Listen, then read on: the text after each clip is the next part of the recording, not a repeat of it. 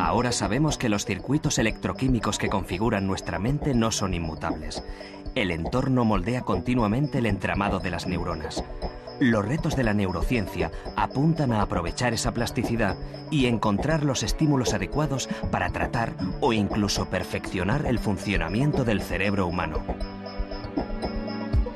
Punset descubre hoy, junto al neurólogo Álvaro Pascual Leone, el funcionamiento de la estimulación magnética transcraneal, un método para modificar la actividad de las vías neurales sin la administración de fármacos ni la utilización de cirugía.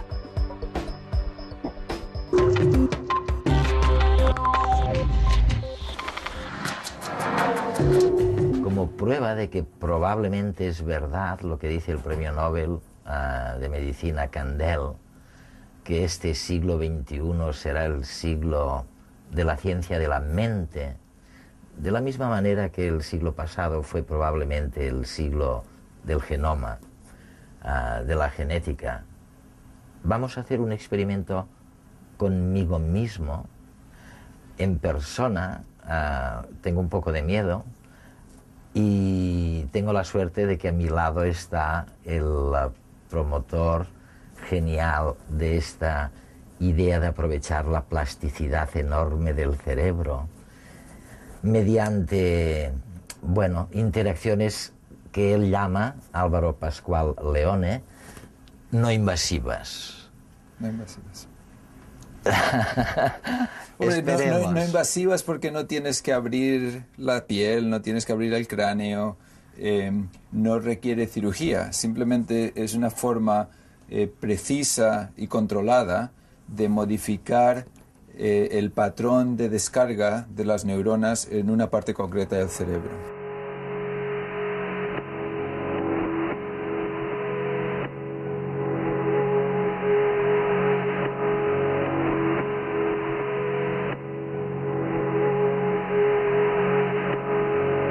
Y hay un ejemplo que me hablaba un científico que tú conoces, de un experimento que se ha hecho durante 20 o 30 años con una zorra salvaje. Y primero midieron la distancia a la que la zorra, cuando te acercas a ella, se aleja.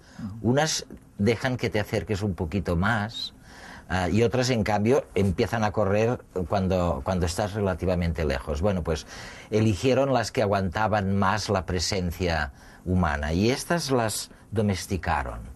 Y al cabo de 30 o 40 generaciones había cambiado el cerebro de la zorra.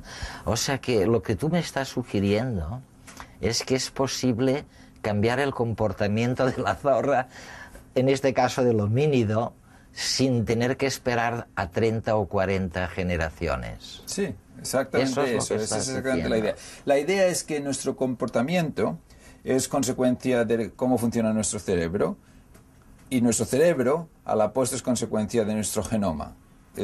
Entonces, el ejemplo que estás diciendo es la demostración de que cambios paulatinos en evolución en el genoma dan lugar a un cambio cerebral y a un cambio en el comportamiento. Pero eso dura años, generaciones y generaciones. De hecho, es algo muy poco adaptativo. Si esa fuera la única cosa que tenemos, nuestra vida, nuestra sociedad cambia infinitamente más rápido que generación a generación. Claro.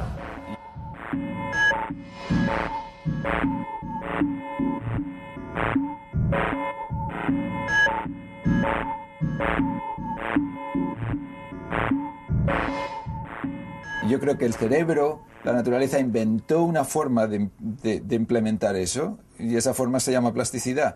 Las neuronas no cambian fácilmente, pero están interconectadas en circuitos, los circuitos que hablábamos, que dinámicamente van cambiando muy rápido. Y esto nos da una gran oportunidad porque nos permite modificar la actividad en un circuito de forma controlada, con técnicas no invasivas que tú preguntabas, y por lo tanto guiar esa plasticidad. A esa zorra que tú decías, sería posible modificarle el comportamiento para adaptarla mejor a su medio en cuestión de horas. En una cuestión de horas. O sea que pasaría de ser salvaje y agresiva a ser como era esta zorra, cooperativa, mansa, domesticada, pero hasta el tamaño del cerebro parece que eventualmente cambia. Primero cambia la función, pero función y estructura al final es una misma cosa, y si cambias la función va a cambiar la estructura, y al revés, si cambias la estructura va a cambiar la función. Función-estructura, estructura-función. Ambas se confunden en el terreno neurológico si partimos de una de las premisas ahora ya aceptada. Mente y cerebro son uno solo, constituido por miles y miles de circuitos de neuronas. Nuestro cerebro es el origen de todas las funciones cognitivas, de las emociones y de los sentimientos. Conocer más sobre la relación entre los circuitos y su función permitirá influir en la enorme flexibilidad de nuestro cerebro. Veamos una de las técnicas empleadas para ese fin, que tiene la gran ventaja de no requerir intervención quirúrgica alguna. Tras probarla, nos interesaremos por las aplicaciones actuales y futuras.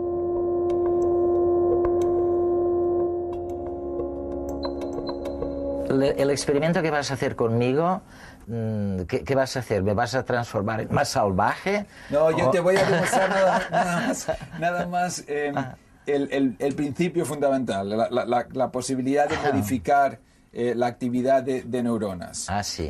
Entonces, te iba a mostrar cómo funciona, qué es lo que hacemos. Y luego podemos hablar de experimentos concretos o demostrar alguna aplicación. Muy bien.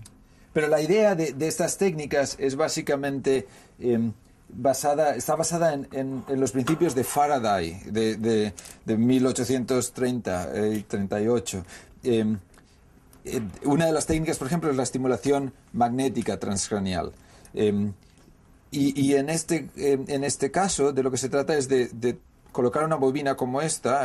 Aquí dentro de este plástico hay hilo de cobre en forma de 8. Sí. Y entonces pasamos una corriente muy rápidamente por esa bobina, y el paso de la corriente genera un campo magnético alrededor de la bobina, así como está mi mano. Que no se ve, pero que se debiera ver. Sí. Exacto, no se ve, pero se debería ver. Sí. Y generará, debido a la geometría de la bobina, generará una especie de cono que va haciéndose más focal en un punto concreto y más débil a medida que se aparta de la bobina. Con lo cual, si colocas algo cerca de esa bobina que puede conducir electricidad, entonces ese algo va a recoger el campo magnético y se va a inducir una corriente en ello. El algo que colocamos son tus neuronas. Entonces, para hacer eso, tu cerebro. Lo que hacemos es colocamos la bobina sobre tu cabeza, en el punto concreto, y dependiendo de dónde esté, va a penetrar por la piel, por el hueso, sin cambiar, porque el campo magnético penetra sin ser alterada por el hueso, pero cuando llega al cerebro, como el cerebro sí que puede conducir electricidad, ese cerebro recoge el campo magnético y se induce la corriente en él. La neurología está de moda.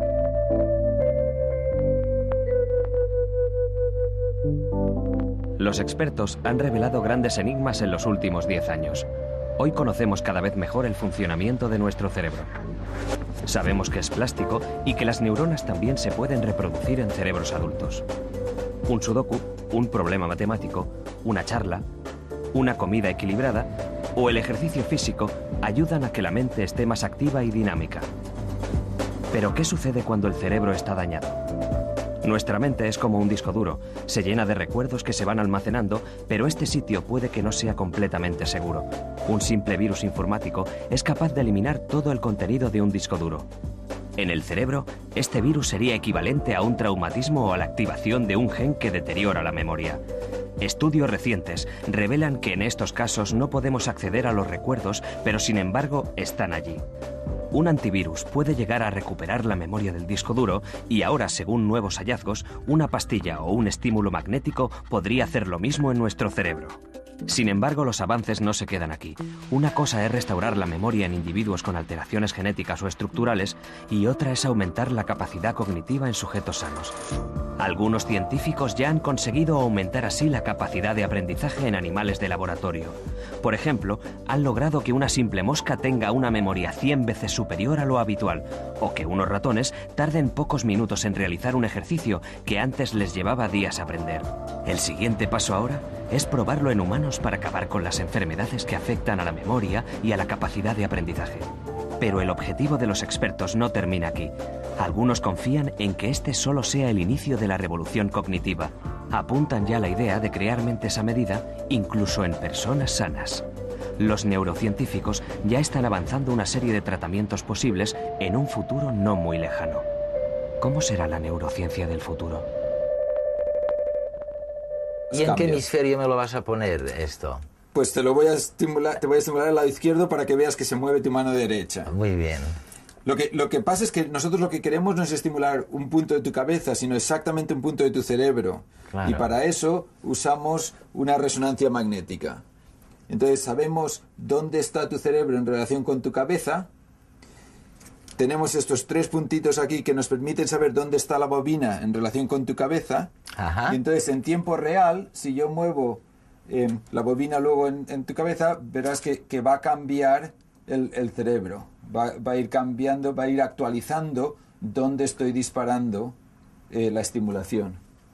Entonces podemos decir, bueno, yo quiero estimular un punto concreto, ese punto concreto, y saber, basado en eso, cómo colocar la bobina para estimular. Muy bien. ¿Okay? Vamos a hacerlo. Esa es la idea. Usemos esta misma bobina que te he demostrado para que sepas que no hay magia en ello. Esta es otra bobina distinta. Hay distintas formas, distintos tamaños, etc.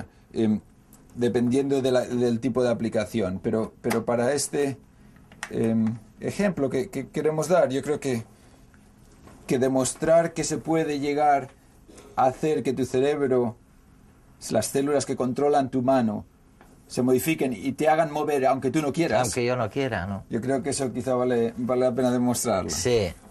Vamos allá. Entonces, pues, a ver. Lo que vas a notar, vas a oír un clic, un sonido con un clic, que es cuando la corriente pasa por esta bobina. Y vas a notar como si te dieran un golpecito en la cabeza. Pero el cerebro no siente nada. El cerebro no siente nada. Todo eso está en el cráneo mismo. Ahora no. Ahora no. Depende de dónde esté colocado. Ah. Ahora sí. Ahora sí. Ahora. Perfecto. Perfecto. ¿Qué se nota? O sea... Pues mucho miedo. Pero eso es previo a la estimulación. Claro. Eso es previo a la estimulación.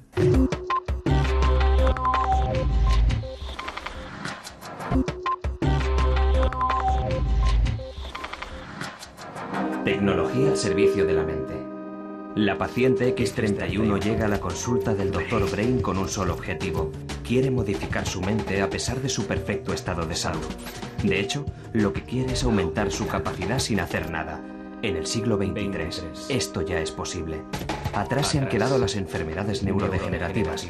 Ahora los neurocientíficos pueden combatir cualquier enfermedad genética que afecte al cerebro.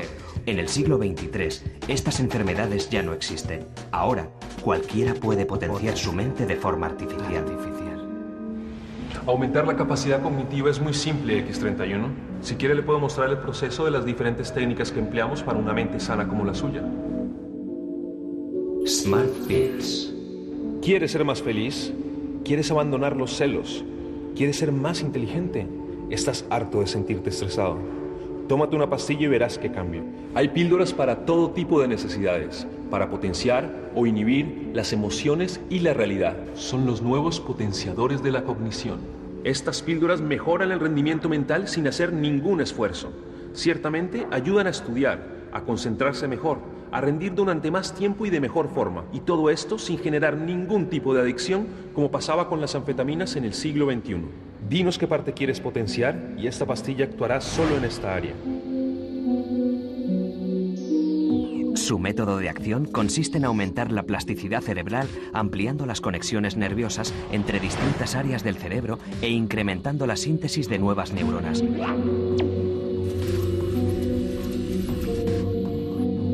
Estos fármacos ayudan al cerebro a crear patrones o redes neuronales que normalmente no se producen.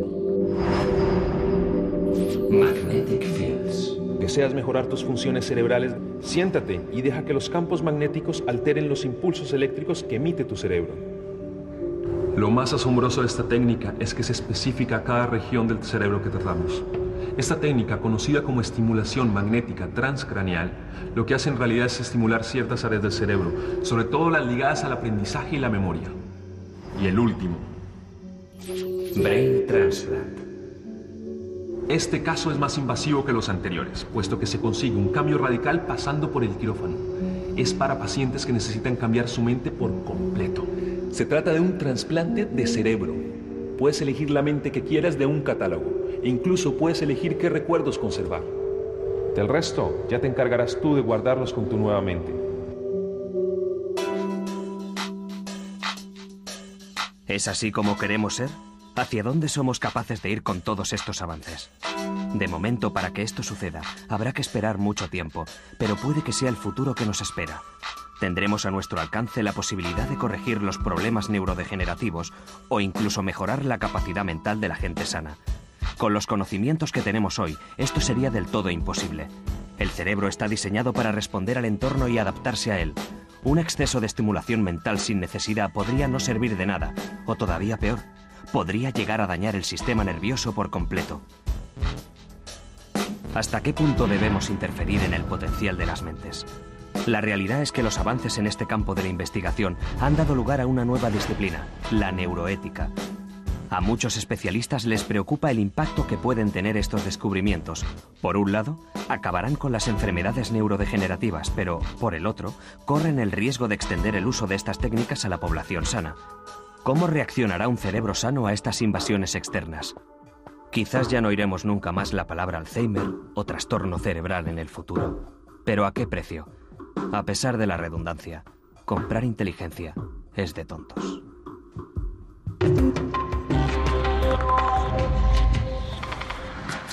Tú has logrado que mueva mi mano sin que yo me lo haya propuesto. ¿Qué cosas de orden más práctico nos puede servir esta... Fíjate, simplemente eso es interesante porque te permite estudiar cosas como por ejemplo, ¿qué hace nuestro cerebro para explicar lo que hacemos? O sea, si tú estabas con la mano parada y no tenías que hacer nada, pero si te hubiéramos hecho que cuando una luz enfrente de ti, como un semáforo, se ponga verde, tengas que mover la mano, o sea, el semáforo está rojo, se pone amarillo, cuando se ponga verde tienes que mover. Eso es todo lo que tienes que hacer. Sí. Te estás preparándote y ahora, antes de que se ponga verde, yo te estimulo. Entonces, como acabas de ver, yo soy capaz de hacer que se te mueva la mano sin que tú hayas querido. Claro. Pero si hacemos eso en el contexto de esa tarea y lo hacemos el estímulo al poquito tiempo, alrededor del tiempo donde tú hubieras movido de todas maneras, entonces, en vez de coger y decir, tu máquina me ha movido, los sujetos lo que dicen es, esta vez he movido muy rápido. O sea, podemos engañarnos a nuestro propio cerebro y hacer que el cerebro del sujeto interprete un movimiento que nosotros hemos hecho... Que lo ha hecho él. Como que lo ha hecho él. Lo cual nos permite empezar a preguntarnos cosas como si el libre albedrío realmente qué es, si realmente decidimos movernos cuando creemos que estamos decidiendo movernos, cuál es la fisiología de todo esto. ¿Y qué tenemos que creer? Bueno, yo creo que desde el punto de vista del fisiólogo, hablando como fisiólogo, lo que sabemos hoy por hoy es que los datos que tenemos no demuestran a los procesos neurológicos que dan lugar al movimiento o a la decisión. O sea, que no hay evidencia clara de que realmente hay un proceso de decisión previa a la ejecución. Al movimiento. Eso no quiere decir que no lo haya. Simplemente quiere decir que va a ser más complicado demostrarlo. ¿Y en qué contexto con pacientes utilizáis ya estas técnicas de activación? Nosotros lo que estamos haciendo es nos hemos dado cuenta de que la capacidad de modificar la actividad en un circuito no está limitada a un circuito concreto. Entonces puedes estimular zonas motoras para este tipo de estudios que hemos hecho, o para hacer que sujetos con un infarto cerebral que no pueden mover la mano puedan recuperarse más rápidamente. Ah, sí, ¿eh? Pero también puedes estimular zonas frontales, por ejemplo, para modificar la capacidad de la gente de tomar decisiones, para hacer que las decisiones sean más altruistas, más generosas, para que enfermos que tienen trastornos de personalidad, con personalidades sociopáticas, que empiecen a tener más empatía ante las situaciones. Y en cuestión de adicciones, por ejemplo. Entonces eso tiene repercusión para adicciones a nicotina, a cocaína, adicción a la comida. Puedes modificar los circuitos de recompensa para que la actividad excesiva que hay en esos circuitos en adictos se reduzca. Ah, sí. O sea, la idea es que es un principio fundamental. Claro. Si puedes modificar actividad en un circuito y tener una repercusión comportamental en sujetos normales o en enfermos, entonces el límite es identificar el circuito. En el momento en que has identificado el circuito, puedes modificarlo en la dirección correcta.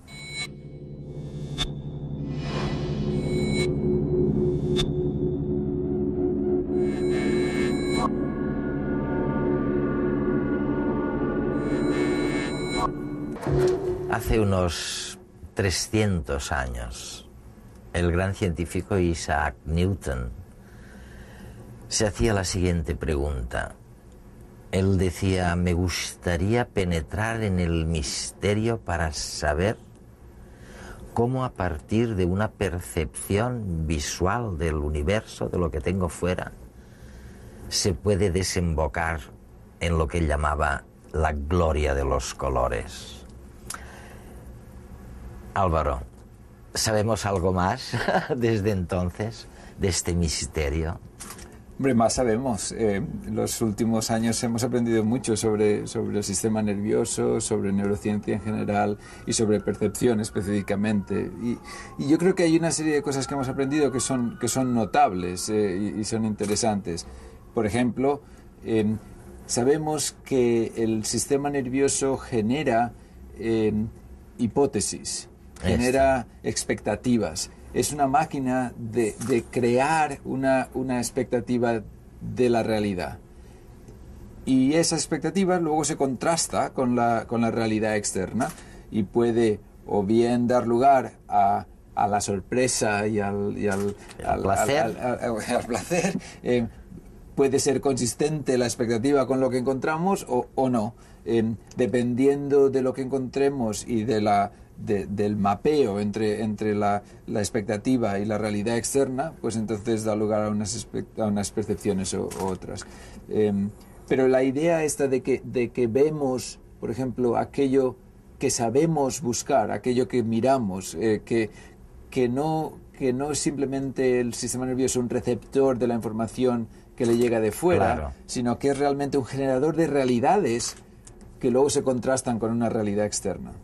O sea que cuando le reprochamos al cerebro que siempre ve lo que cree y no lo que ve realmente, algo de verdad hay en esto, sí, ¿no? Eso es exactamente lo que hace nuestro sistema nervioso. Pero gracias a eso sí, podemos funcionar como seres humanos. O sea, podemos gracias a ello generar arte, podemos gracias a ello tener la creatividad de nuevas ideas, podemos gracias a ello cambiar nuestra realidad en torno para adaptarla a las necesidades sociales. Que no están ahí fuera, o sea, es una fabricación, del cerebro.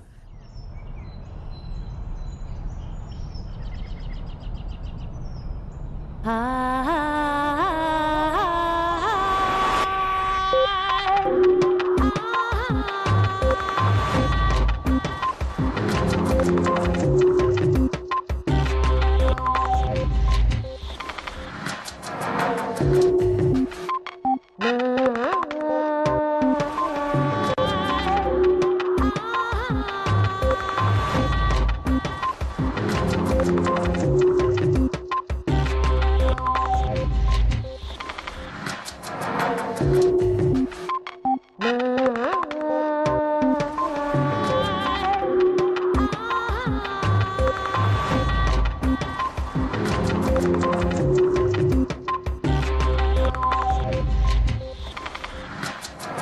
Gracias.